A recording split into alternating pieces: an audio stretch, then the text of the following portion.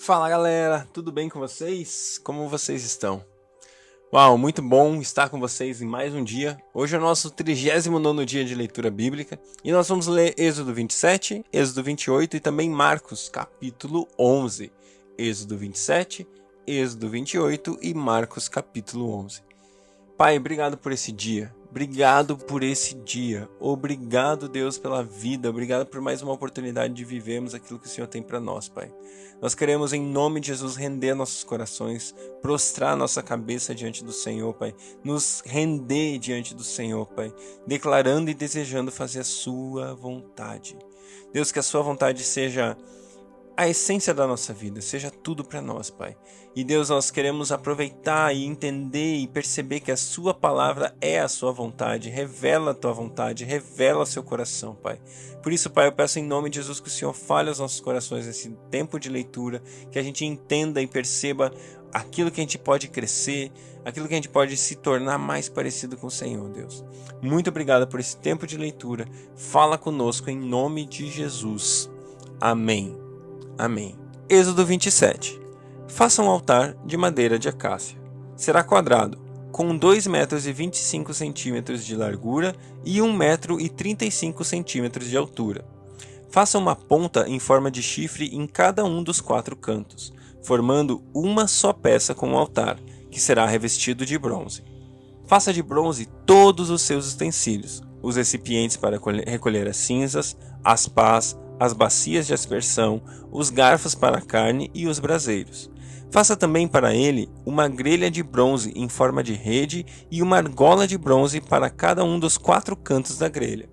Coloque-a debaixo da beirada do altar de madeira que fique a meia altura do altar.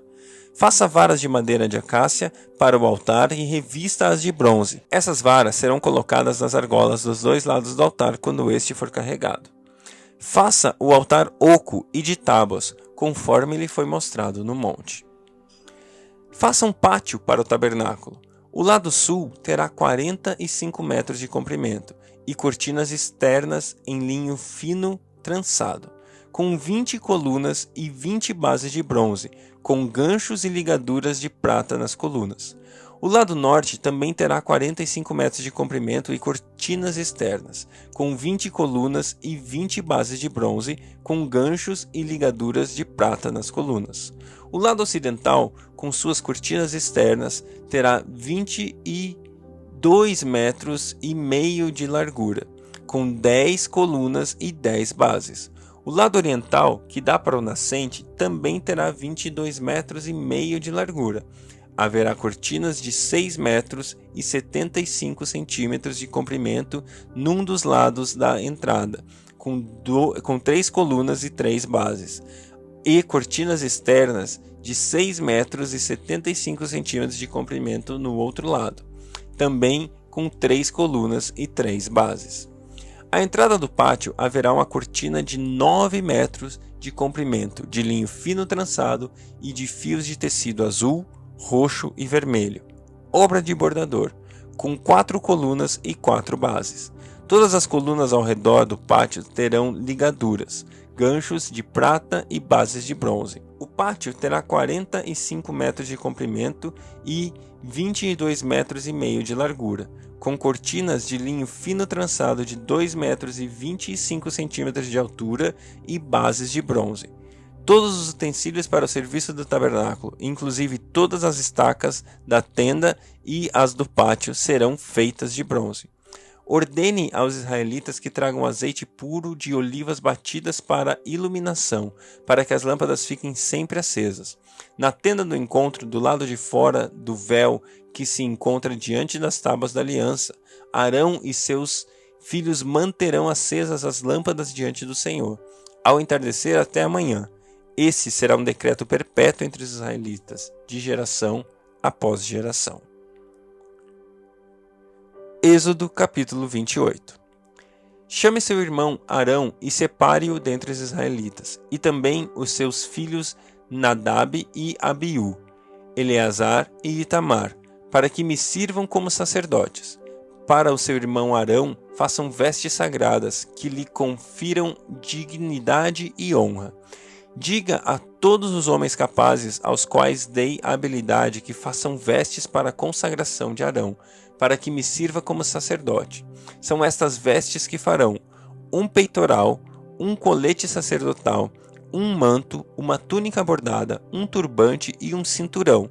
Para que o sacerdote Arão e seus filhos me sirvam como sacerdotes, eles farão essas vestes sagradas e usarão linho fino, fios de ouro e fios de tecido azul, roxo e vermelho. Faça o colete sacerdotal de linho fino trançado, de fios de ouro e de fios de tecido azul, roxo e vermelho, trabalho artesanal. Terá 2 ombreiras atadas às suas extremidades para uni-lo bem. O cinturão e o colete que por ele é preso serão feitos da mesma peça. O cinturão também será de linho fino trançado, de fios de ouro e de fios de tecido azul, roxo e vermelho. Grave em 2 pedras de ônix os nomes dos filhos de Israel, por ordem de nascimento. 6 nomes numa pedra e 6 noutra. Grave os nomes dos filhos de Israel nas 2 pedras como o lapidador grava o selo. Em seguida, prenda-as com filigramas de ouro, costurando-as nas ombreiras do colete sacerdotal como pedras memoriais para os filhos de Israel. Assim, Arão levará os nomes em seus ombros como memorial diante do Senhor. Façam filigramas de ouro e 2 correntes de ouro puro, entrelaçadas com uma corda, e prendam as correntes nos filigramas. Versículo 15. Faça um peitoral de decisões, trabalho artesanal. Faça-o como o colete sacerdotal, de linho fino trançado, de fios de ouro e de fios de tecido azul, roxo e vermelho. Será quadrado, com 1 palmo de comprimento e 1 palmo de largura, e dobrado em 2. Em seguida, fixe nele 4 fileiras de pedras preciosas. Na primeira fileira haverá um rubi, um topázio e um berílio. Na segunda, uma turquesa, uma safira, um diamante. Na terceira, um jacinto, uma ágata e uma ametista. E na quarta, um crisólito, uma ônix e um jaspe. Serão 12 pedras, uma para cada um dos filhos de Israel, cada uma gravada com seu selo, como o nome de uma das 12 tribos. Faça para o peitoral correntes de ouro puro trançadas como cordas. Faça também 2 argolas de ouro e prenda-as às 2 extremidades do peitoral. Prenda 2 correntes de ouro às argolas das extremidades do peitoral e às outras extremidades das correntes às 2 filigramas, unindo-as às peças às ombreiras do colete sacerdotal, na parte da frente. Faça outras 2 argolas de ouro e prenda-as às outras 2 extremidades do peitoral, na borda interna, próxima ao colete sacerdotal. Faça mais 2 argolas de ouro e prenda-as na parte inferior das ombreiras, na frente do colete sacerdotal, próximas da costura, logo acima do cinturão do colete sacerdotal. As argolas do peitoral serão amarradas às argolas do colete com um cordão azul, ligando o peitoral ao cinturão, para que não se separe do colete sacerdotal. Toda vez que Arão entrar no lugar santo, levará os nomes dos filhos de Israel sobre o seu coração no peitoral de decisões, como memorial permanente perante o Senhor. Ponha também o Urim e o Tumim no peitoral das decisões, para que estejam sobre o coração de Arão sempre que ele entrar na presença do Senhor. Assim, Arão levará sempre sobre o coração na presença do Senhor os meios para tomar decisões em Israel. Versículo 31. Faça o manto do colete sacerdotal inteiramente de fios de tecido azul, com uma abertura para a cabeça no centro. Ao redor dessa abertura haverá uma dobra tecida, como uma gola, para que não se rasgue. Faça romãs de fios de tecido azul, roxo e vermelho em volta da borda do manto, intercaladas com pequenos sinos de ouro. Os sinos de ouro e as romãs se alternarão por toda a volta da borda do manto. Arão o vestirá quando ministrar.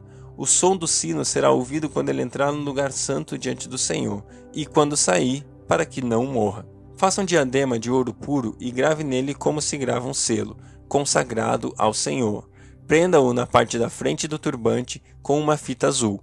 Estará sobre a testa de Arão, assim ele levará a culpa de qualquer pecado que os israelitas cometeram em relação às coisas sagradas, ao fazerem todas as suas ofertas. Estará sempre sobre a testa de Arão, para que as ofertas sejam aceitas pelo Senhor. Teça a túnica e o turbante com linho fino. O cinturão será feito por um bordador. Faça também túnicas, cinturões e gorros para os filhos de Arão, para conferir-lhes honra e dignidade. Depois de vestir seu irmão Arão e os filhos dele, unja-os e consagre-os para que me sirvam como sacerdotes. Faça-lhes calções de linho que vão da cintura até a coxa, para cobrirem a sua nudez. Arão e seus filhos terão que vesti-los sempre que entrarem na tenda do encontro, ou quando se aproximarem do altar para ministrar no lugar santo, para que não incorram em culpa e morram. Este é o decreto perpétuo para Arão e para seus descendentes. Marcos 11. Quando se aproximaram de Jerusalém e chegaram a Betfagé e Betânia, perto do Monte das Oliveiras, Jesus enviou 2 de seus discípulos, dizendo-lhes: Vão ao povoado que está diante de vocês. Logo que entrarem, encontrarão um jumentinho amarrado, no qual jamais alguém montou. Desamarrem-no e tragam-o aqui. Se alguém perguntar: Por que vocês estão fazendo isso? Diga-lhe: O Senhor precisa dele, e logo o devolverá.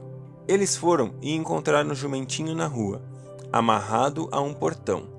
Enquanto desamarravam, alguns dos que ali estavam lhe perguntaram: O que vocês estão fazendo, desamarrando esse jumentinho? Os discípulos responderam como Jesus lhes tinha dito, e eles o deixaram ir. Trouxeram o jumentinho a Jesus, puseram sobre ele os seus mantos, e Jesus o montou. Muitos estenderam seus mantos pelo caminho, outros espalharam ramos que haviam cortado nos campos. Os que iam diante dele e os que o seguiam gritavam: Hosana! Bendito é o que vem em nome do Senhor, bendito é o reino vindouro do nosso pai Davi. Hosana nas alturas! Jesus entrou em Jerusalém e dirigiu-se ao templo. Observou tudo à sua volta. Como já era tarde, foi para Betânia com os 12. No dia seguinte, quando estava saindo de Betânia, Jesus teve fome. Vendo à distância uma figueira com folhas, foi ver se encontraria nela algum fruto. Aproximando-se dela, nada encontrou, a não ser folhas, porque não era tempo de figos. Então lhe disse: Ninguém mais coma do seu fruto. E os seus discípulos ouviram-no dizer isso. Chegando a Jerusalém, Jesus entrou no templo e ali começou a expulsar os que estavam comprando e vendendo. Derrubou as mesas dos cambistas e as cadeiras dos que vendiam pombas e não permitia que ninguém carregasse mercadorias pelo templo. Ele os ensinava dizendo: Não está escrito: A minha casa será chamada casa de oração para todos os povos? Mas vocês fizeram dela um covil de ladrões. Os chefes dos sacerdotes e os mestres da lei ouviram essas palavras e começaram a procurar uma forma de matá-lo, pois o temiam, visto que toda a multidão estava maravilhada com seu ensino. Ao cair da tarde, eles saíram da cidade. De manhã, ao passarem, viram a figueira seca desde as raízes. Pedro, lembrando-se, disse a Jesus: Mestre, vê! A figueira que amaldiçoaste secou. Jesus respondeu: Tenham fé em Deus. Eu asseguro que, se alguém disser a esse monte: Levante-se e atire no mar, e não duvidar em seu coração, mas crer que acontecerá o que diz, assim lhe será feito. Portanto eu digo: tudo o que vocês pedirem em oração, creiam que já o receberam, e assim sucederá. E quando estiverem orando, se tiverem alguma coisa contra alguém, perdoem-no, para que também o Pai Celestial perdoe seus pecados. Mas se vocês não perdoarem, também o Pai Celestial não perdoará os seus pecados. Chegaram novamente a Jerusalém, e quando Jesus estava passando pelo templo, aproximaram-se dele os chefes dos sacerdotes, os mestres da lei e os líderes religiosos lhe perguntaram: Com que autoridade está fazendo essas coisas? Quem te deu autoridade para fazê-las? Jesus respondeu: Eu farei uma pergunta. Responda-me e eu direi com que autoridade estou fazendo essas coisas. O batismo de João era do céu ou dos homens? Digam-me. Eles discutiram entre si, dizendo: Se dissermos do céu, ele perguntará: Então por que vocês não creram nele? Mas se dissermos dos homens, eles temiam o povo, pois todos realmente consideraram João um profeta. Eles responderam a Jesus: Não sabemos. Então Jesus lhes disse: tampouco eu direi com que autoridade estou fazendo estas coisas.